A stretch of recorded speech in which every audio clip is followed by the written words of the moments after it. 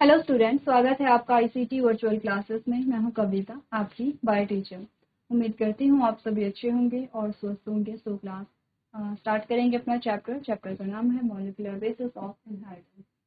तो चलिए स्टार्ट करते हैं अपना चैप्टर। अभी तक प्रीवियस जो हमारा टॉपिक चल रहा था उसमें हमने प्रूफ देखे थे कि क्या प्रूफ है कि डीएनए ही यहाँ पर जेनेटिक मटेरियल है। उसके लिए हमारे पास ट्रांसफॉर्मिंग प्रिंसिपल आया है। Next biochemical nature of transforming principle आया है।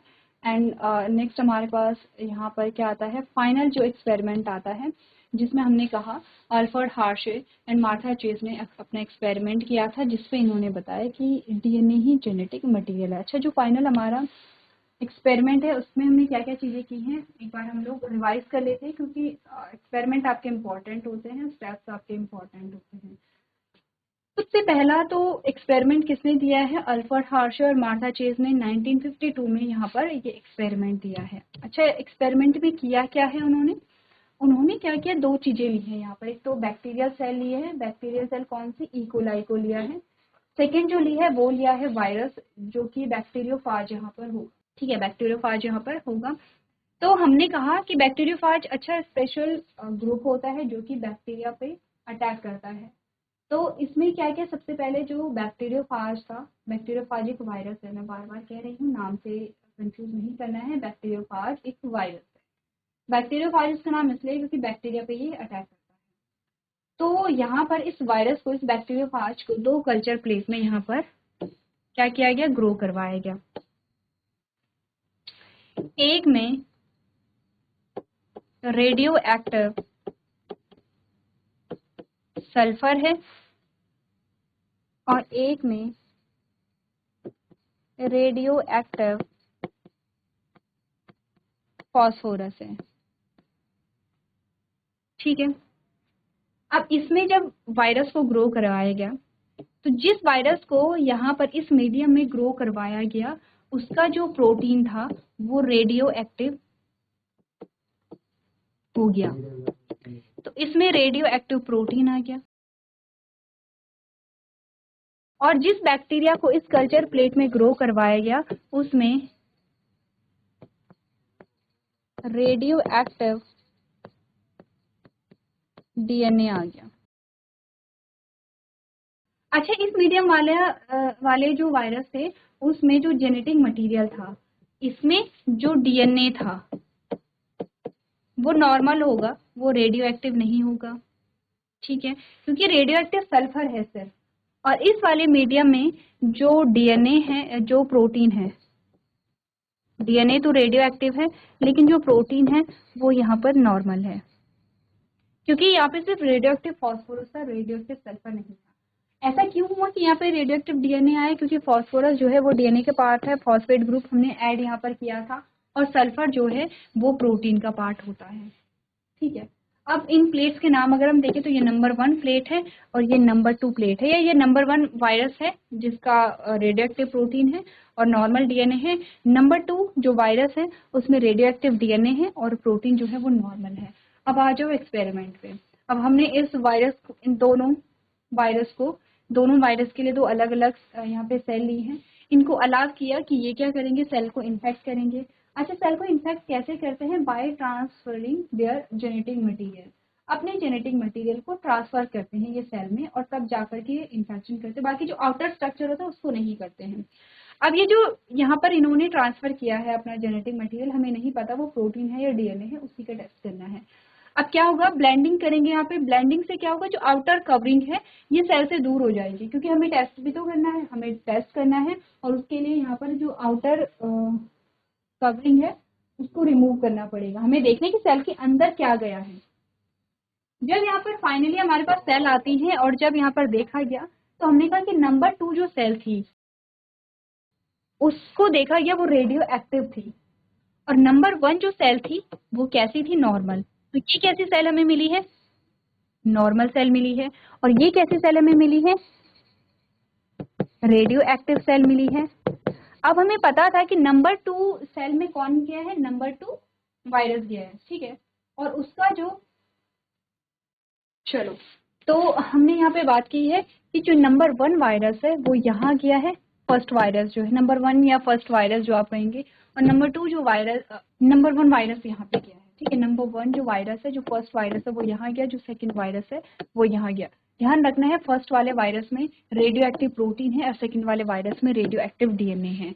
अच्छा, जब टेस्टिंग की गई तो नंबर 2 वाली जो सेल थी जिसमें नंबर 2 वायरस हमने डाला था या सेकंड वायरस हमने डाला था वो रेडियो एक्टिव थी। अब देखा कि रेडियो एक्टिव यहाँ पे क्या था, डीएनए रेडियो एक्टिव था। इसके रेडियो एक्टिव होना बताता है कि डीएनए ही यहाँ पर क्या हुआ है, ट्रांसफर हुआ है, तभी तो ये रेडियो एक्टिव सेल हमें मिली है।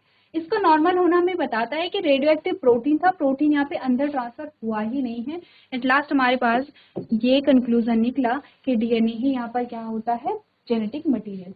ठीक है, चलो यहाँ तक की बात हो गई थी कंप्लीट। अब हमारे पास कुछ कैरेक्टर्स यहाँ पर आते हैं, क्या क्या कैरेक्टर्स आते हैं उनके बारे में समझते हैं। ठीक है, किसके कैरेक्टर आते हैं, जेनेटिक मटेरियल, यानी कि डीएनए की कुछ प्रॉपर्टीज होती हैं। यहाँ पे डीएनए और आरएनए दोनों में से जेनेटिक मटेरियल है, पर हमने कहा मैक्सिमम में डीएनए होता है, कुछ वायरस में ही क्या होता है, यहाँ पे आरएनए जेनेटिक मटेरियल होता है।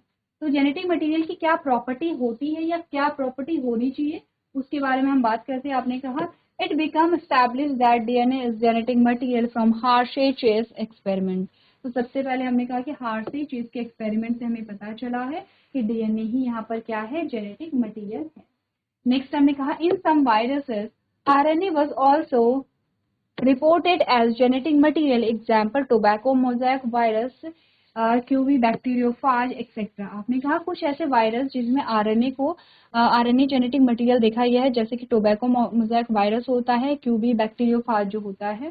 ठीक है, नेक्स्ट है कैरेक्टरिस्टिक्स ऑफ जेनेटिक मटेरियल। क्या कैरेक्टरिस्टिक्स होती है, it should be able to replicate. आपने कहा जेनेटिक मटेरियल में एबिलिटी होनी चाहिए कि वो रेप्लिकेट हो सके, उसमें रेप्लिकेशन हो।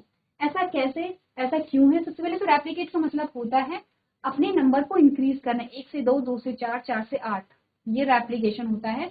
अपनी ही समान नई प्रतिकृति को बनाना, अपनी ही समान नई जो कॉपी है उसको बनाना, इसको हम क्या कहते हैं, रेप्लिकेशन कहते हैं, और रेप्लिकेट करना कहते हैं। ठीक है, तो जो जेनेटिक मटेरियल है उसमें रेप्लिकेशन की जो एबिलिटी है वो होनी चाहिए, ये मस्ट है, इम्पोर्टेंट है। अच्छा, ये क्वेश्चन क्योंकि हमने कहा कि ये हमारा रिवीजन चल रहा है, ठीक है, तो सबसे पहले तो ये बताओ कि क्यों रेप्लिकेशन इंपॉर्टेंट है। बहुत बेसिक सा क्वेश्चन है। ये जो आपका सेंटेंस है ये काफी सारे चैप्टर्स को जोड़ता है। ठीक है, एक बार खुद से ट्राई करेंगे कि क्यों रेप्लिकेशन की आवश्यकता है, क्यों जेनेटिक मटेरियल में रेप्लिकेशन की एबिलिटी होनी चाहिए। अगर रेप्लिकेशन की एबिलिटी नहीं हुई तो क्या होगा, एक बार सोचिए, रिकॉल कीजिए चीजों को। चलिए, अगर आपने यहाँ पर रिवाइज किया है चीजों को तो देखो, रेप्लिकेट जो है, चलो अगर आप इस चैप्टर में आपको चीजें समझ में नहीं आती हैं तो आपने क्लास 11 में एक चैप्टर पढ़ा था, वो था सेल साइकिल, और सेल साइकिल में आपने कुछ चीजें समझी थी। अगर हम डायग्रामेटिकली देखें तो हो सकता है कि आप रिकॉल यहाँ पर कर पाएंगे। देखो, हमने क्या बात की थी, हमने कहा कि यहाँ पर चल रहा है सबसे पहले सेल साइकिल, कुछ इस प्रकार से हमने देखी थी, G1, S और G2, ऐसे कुछ फेज हमने यहाँ पर देखे थे। ठीक है, जब हम एस फेज में यहाँ पर आए थे, एस फेज में कुछ चीजें हमने यहाँ पर समझी थी। हमने कहा था कि ये एक क्रोमोसोम है, हमने सिर्फ एक क्रोमोसोम को लिया है, ठीक है, 1 पेयर ऑफ क्रोमोसोम नहीं है, ये चीजें आप लोग समझेंगे। या चलो हम 1 पेयर ऑफ क्रोमोसोम ले लेते हैं, ये है क्रोमोसोम का एक पेयर। अब इनके बीच में आप कहेंगे कि डिस्टेंस ज्यादा है, यस, क्योंकि हमें कुछ चीजें यहाँ पे समझनी है। ठीक है, यहाँ पर जो क्रोमोसोम है वो रेप्लिकेट करते हैं, यहाँ से आप आइडिया लगा सकेंगे कि जो डीएनए का रेप्लिकेशन है वो क्यों इंपॉर्टेंट है और कितना इंपॉर्टेंट है। अब देखो, अब यहाँ पर क्या होता है, यहाँ पर जो डीएनए है, ये जो डीएनए है, डीएनए का अमाउंट जो है वो डबल होता है। ध्यान से देखो कि यहाँ पे जो डीएनए है उसका अमाउंट इंक्रीज होगा। ठीक है, उसका अमाउंट इंक्रीज कैसे होगा, अभी हमने कहा कि 2 क्रोमोसोम के 2 क्रोमोसोम ही रहेंगे, लेकिन इसके अंदर के जो डीएनए है यहाँ पर इसका अमाउंट डबल होता है। अब अमाउंट डबल कैसे होगा, अगर हम डीएनए को देखेंगे तो डीएनए एक्चुअली में है क्या,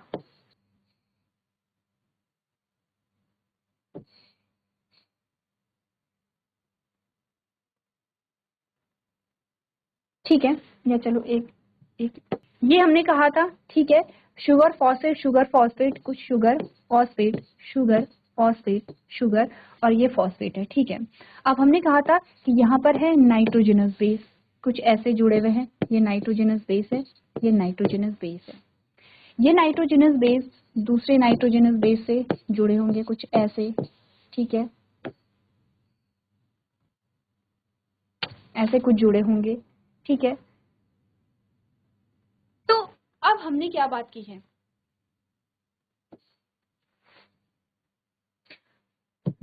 अब हमने क्या बात की है, हमने कहा कि एक्चुअली में जो डीएनए है वो कुछ ऐसा है, ठीक है। और ये जो डीएनए है इसका अमाउंट डबल होना है। इसके अमाउंट डबल होने का मतलब है कि जो भी चीजें यहाँ पर हैं उनका जो अमाउंट है वो यहाँ पर डबल होगा, रेप्लिकेशन होगा। रेप्लिकेशन क्यों इंपॉर्टेंट है, सबसे पहले हम वो समझ रहे हैं, ठीक है। तो सेम क्रोमोसोम यहाँ पे बना दो। अच्छा, रेप्लिकेशन होता कैसे है वो भी हम पढ़ेंगे, पहले एक बार हम प्रॉपर्टी कर लेते हैं।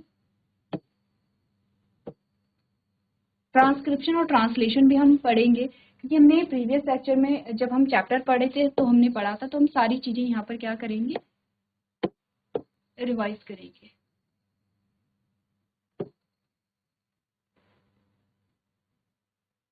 चलो अब देखो, यहाँ पर देखो, यहाँ पर हम कुछ ये चीजें डिस्कस कर रहे हैं कि अमाउंट डबल होता है ऐसे, ठीक है। और इसके अंदर ये क्या है, डीएनए है, ये डीएनए है। अब ये जो है हमारा ये रेप्लिकेट क्रोमोसोम है, ठीक है।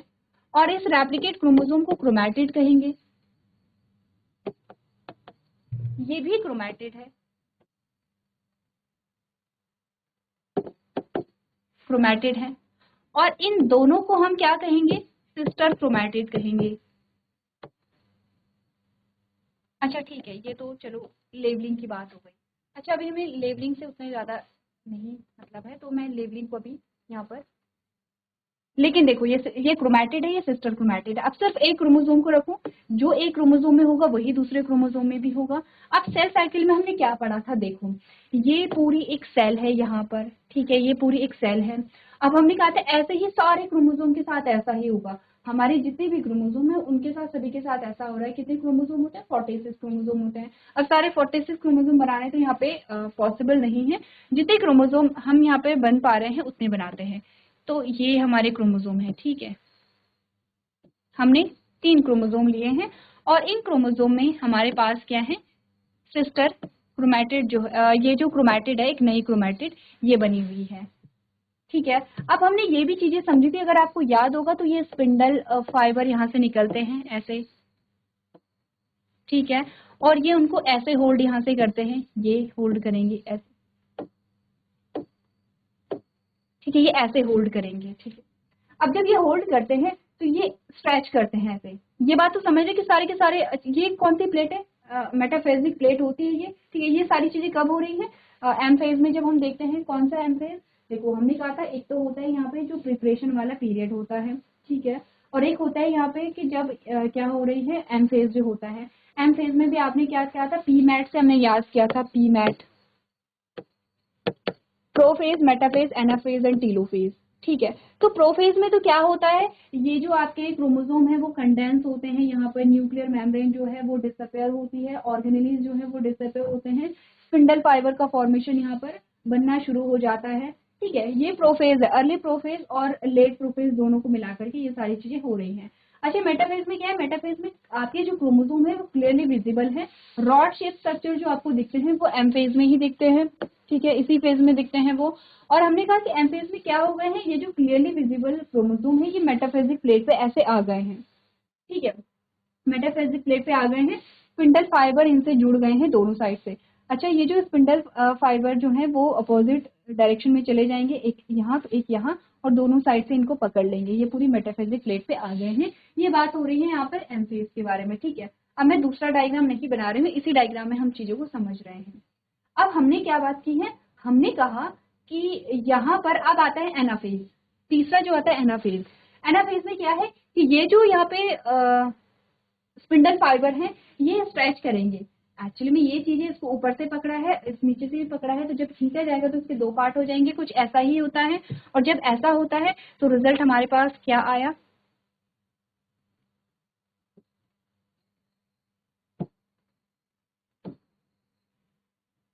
ये ऐसा आया। ये जो सिस्टर क्रोमैटिड्स हैं ये अब एक दूसरे से अलग हो गई हैं, ठीक है, एक दूसरे से अलग हो गई हैं और एक इंडिविजुअल क्रोमोसोम में यहाँ पर कन्वर्ट हो गई हैं। अब मैंने बोला था यहाँ पे 3 क्रोमोसोम है, ठीक है, 3 क्रोमोसोम है, 3 क्रोमोसोम थे तो तीनों क्रोमोसोम से सिस्टर क्रोमैटिड थे, ठीक है। अब ये दोनों सिस्टर क्रोमैटिड आपस में सेपरेट हो गई हैं तो अब 6 क्रोमोसोम यहाँ पर आ गए हैं। ऐसा ही होता है जब हमने कहा कि 46 क्रोमोसोम की जो सिस्टर क्रोमैटिड्स हैं जब इनसे सेपरेट हो जाती हैं तो 46 क्रोमोसोम बन जाते हैं। और कितने यहाँ पर हमारे पास क्रोमोसोम आ जाते हैं, 92 क्रोमोसोम आ जाते हैं। 92 क्रोमोसोम पेट जो है वो एनाफेज में होती है, ये हम समझ रहे हैं, ठीक है, किस में होगी, एनाफेज में होती है। अब क्या होता है एनाफेज के बाद यहाँ पे कैरियोकाइनेसिस हो गई है। कैरियोकाइनेसिस क्या होता है, डिवीजन ऑफ न्यूक्लियस, ठीक है, न्यूक्लियस का मतलब यहाँ पे क्या है, क्रोमोसोम से है और आपके जेनेटिक मटेरियल से है। तो यहाँ पर आपने कहा कैरियोकाइनेसिस हो गई है।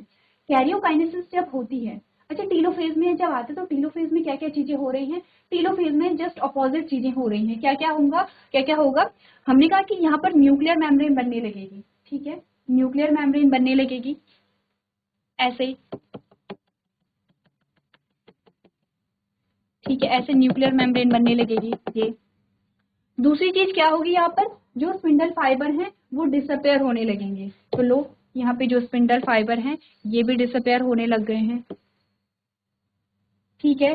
तीसरा यहाँ पे सेल ऑर्गेनेली आने लगेगी। तो समझ रहे हो कि एक सेल जो है वो बनने लग गई है, ठीक है। तो ये है कैरियोकाइनेसिस।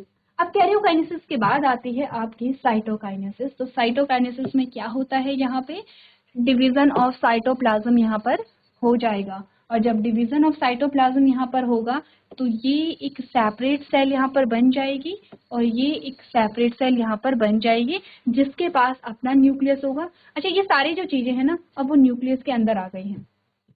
ये जो है सारे जो क्रोमोसोम हैं वो न्यूक्लियर मेम्ब्रेन के अंदर आ गए हैं। ये तो पूरी सेल है और ये क्या है, हमारा न्यूक्लियस है। और यहाँ पे क्रोमोसोम आ गए हैं और यहाँ पर क्रोमोसोम आ गए हैं ऐसे करके, ठीक है, सारे क्रोमोसोम। अच्छा 92 थे तो 92 टोटल थे, कहाँ पे थे, एनाफेज में थे। टीलोफेज में आपने क्या किया कि न्यूक्लियर मेम्ब्रेन बनने लग गई है तो 46 क्रोमोसोम यहाँ आ गए हैं, 46 क्रोमोसोम यहाँ आ गए हैं, ठीक है, ऐसा नहीं कि 92 क्रोमोसोम ही रहेंगे। अब सेपरेट सेल बन गई है, एक सेल ये बनी और एक सेल ये बनी, दूसरी सेल ये बनी, ठीक है, एक सेल से 2 सेल बन गई है और दोनों में नंबर ऑफ क्रोमोसोम क्या है, सेम है। अच्छा रेप्लिकेशन ही तो हुई है यहाँ पर डीएनए की, तभी तो पॉसिबल हो पाया है कि एक सेल से 2 सेल बन गई है, नंबर ऑफ क्रोमोसोम भी यहाँ पर सेम है। अगर रेप्लिकेशन ही नहीं होती तो आपने कहा कि चलो ठीक है साइटोकाइनेसिस हो गई है।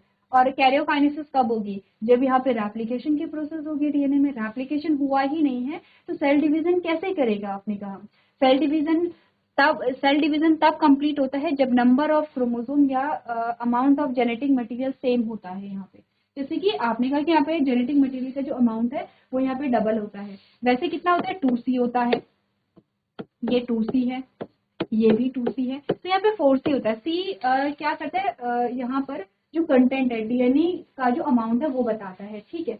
तो हमने कहा कि इसीलिए हम कह रहे हैं कि रेप्लिकेशन जो है वो इम्पॉर्टेंट होती है, रेप्लिकेशन होनी चाहिए यहाँ पर, किसमें, डीएनए में, जो कि क्या है यहाँ पे जेनेटिक मटेरियल है। तो आपने कहा सबसे पहला कैरेक्टर है it should be able to replicate, तो इसमें रेप्लिकेट होने की जो एबिलिटी है जेनेटिक मटेरियल में वो होनी चाहिए, तभी तो एक सेल से 2 सेल बनेंगे और दोनों ही सेल डिप्लॉयड होंगे, नंबर ऑफ क्रोमोसोम या नंबर ऑफ जेनेटिक मटेरियल या content of genetic material same यहाँ पे रहेगा।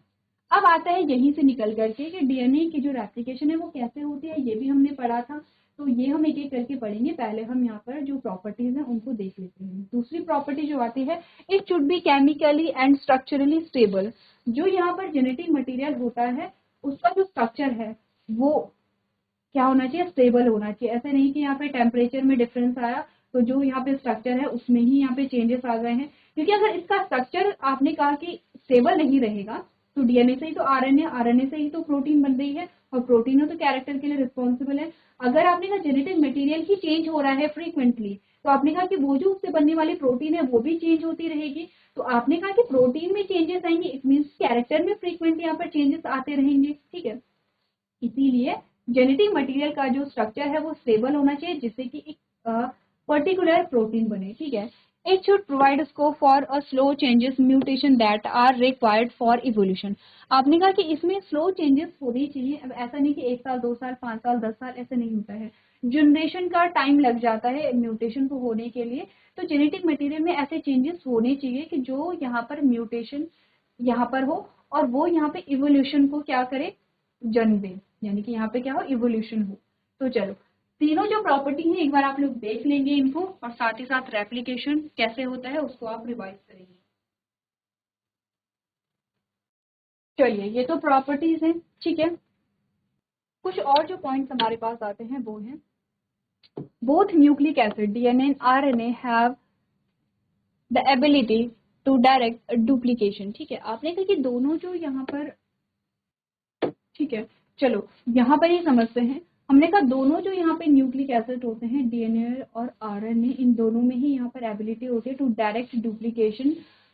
Stability can be explained in the DNA as the two strands being of complementary if separated by a heating come together in appropriate condition। तो देखो, हमने कहा कि दोनों जो यहाँ पर एक कंपैरिजन में हम कर रहे हैं डीएनए और आरएनए में, हमने कहा कि यहाँ पर क्या होता है, जो डीएनए में स्थिरता को इस प्रकार भी हम समझ सकते हैं।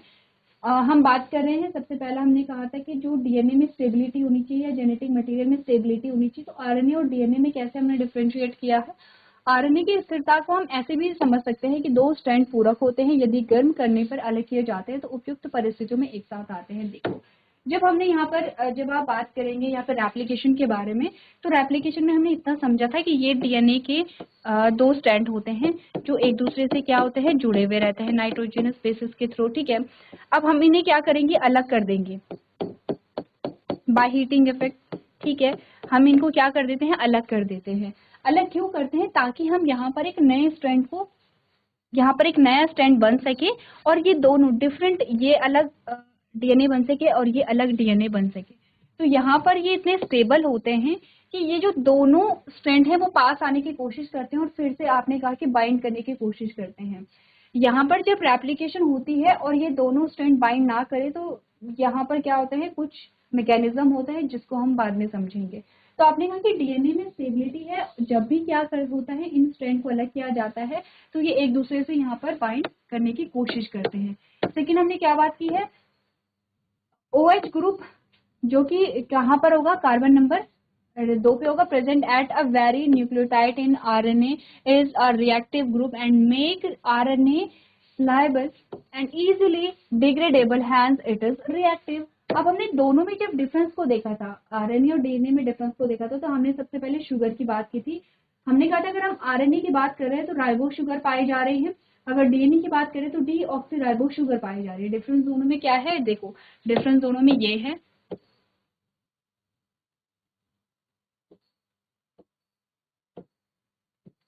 ठीक है। ये पेंटो शुगर है,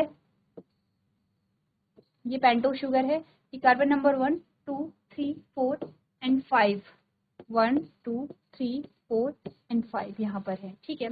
अब यहाँ पे तो नाइट्रोजनस बेस जुड़ा होगा, जो कार्बन नंबर 1 पे नाइट्रोजनस बेस जुड़ा होता है, और यहाँ पर क्या होता है, फॉस्फेट ग्रुप जुड़ा होगा, ये ठीक है। आपने कहा कार्बन नंबर 2 पे क्या होता है, यहाँ पर अगर हम आरएनए की बात करें तो OH होता है, और अगर डीएनए की बात करें तो सिर्फ H यहाँ पर होता है। तो आपने कहा कि कार्बन नंबर 2 पे क्या होगा, OH ग्रुप का प्रेजेंट होना क्या बताता है, यहाँ पर आरएनए को ज्यादा रिएक्टिव बनाता है। तो हमने कहा आरएनए में प्रत्येक न्यूक्लियोटाइड में मौजूद OH ग्रुप पर कार्बन नंबर 2 पे जो OH समूह है वो एक प्रतिक्रियाशील समूह है, और आरएनए को अस्थिर और आसानी से विघटनीय बनाता है, इसलिए ये प्रतिक्रियाशील होता है। क्योंकि जो डीएनए है, डीएनए में यहाँ पर OH नहीं होता है, सिर्फ H होता है, इसीलिए वो क्या होता है, यहाँ पे रिएक्टिव नहीं होता है। ऐसे ही और भी ज्यादा जो डिफरेंसेस हमारे पास आते हैं वो आप लोग घर पे रिवाइज करके लेकर के आएंगे। तो चलिए आज के सेशन में हम इतना ही करेंगे। अभी तक क्लास में बने रहने के लिए आपका धन्यवाद।